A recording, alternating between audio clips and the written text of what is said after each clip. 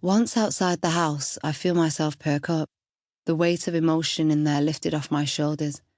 Matani hails a yellow cab and we pile in. "I am in a taxi with my brothers," is all I can think. I want to say it out loud, but as it's not a sentence I've ever expected to say, I don't want to jinx the moment. "Do you want to go back to your hotel, or would you like to go for a walk and maybe a Coke?" says Matani. "Well, I'm in a taxi with my brothers for the first time ever," I venture, unable to keep the thought in. "I think we should celebrate." All three laugh, even Stefanos, who I know doesn't speak English but more than makes up for it by looking so much like me.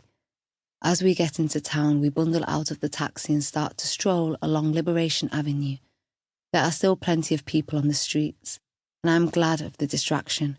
We walk the length of the road and turn around to go back down in the other direction. As we pass a cafe with chairs outside, Sir Michael asks if I'd like to sit down and have a drink. Desperate as I am for a shot of something, I think I should wait until I'm at the hotel. So I ask what he's having. "I will have a Sprite," he says. "Then so will I reply, with as much enthusiasm as I can muster. Matani says he'll have a Coke, and then Integrinia asks Stefanos what he'd like. Sir Michael and Matani laugh at Stefanos' reply. "What is he having?" I ask. "He wants a whiskey," says Matani, smiling. I laugh, thinking perhaps it's alcohol rather than blood that is thicker than water. "I'd love a whiskey too," I say, emboldened by Stefanos' request. Matani and Sir Michael raise their eyebrows, but ask the waitress nonetheless. "They don't have any, but there's Asmara beer," says Matani. "Sure, a beer would be lovely," I say. Matani tells Stefanos that I am joining him in the beer, and he laughs and nods his head in approval. As we sit in the warmth of the early evening, my brothers talk among themselves, occasionally turning to me and checking I am okay. I sit there, enjoying being left alone, sipping my beer and thinking that perhaps things aren't so bad, so weird after all. Maybe this is all it comes down to, sitting in the warm evening breeze drinking beer with my brothers. 2 beers later and tiredness comes crashing over me. The beer and the fresh air have given me a sense of calm, taking the edge off the evening's events and the 3 coffees. My desire to be on my own has returned, though this time it's less manic. I'm just about to make my excuses when Sir Michael does a little stretch, as if to tell me it's okay if I want to call it a night.